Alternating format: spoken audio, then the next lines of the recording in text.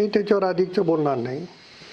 जे स्वतःला महाराष्ट्राचे जिल्ह्याचे नेते समजून घेतात त्यांना उमेदवार मिळणं गेल्यावर काय करतील ते तर एकाच घरचे 6 नाही 10 पण देतील.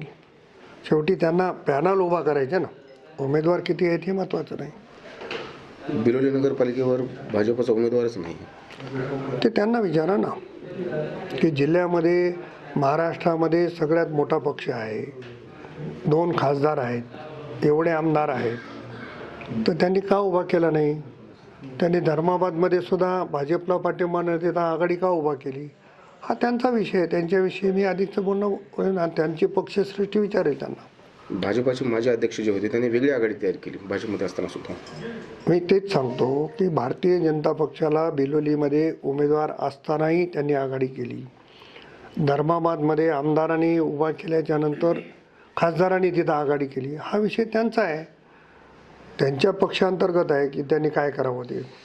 कदाचित त्यांना बिलोलीमध्ये निवडून आल्यावर भाजपमध्ये घ्यायचं असेल, मुस्लिम समाजाची दलित समाजाची मतं मिळतील या भावनेनं आघाडी केली. परंतु लोक काही एवढे वेडे राहिले नाहीत. लोकांना कळते कोण कोण्या पक्षात जाणार आहेत.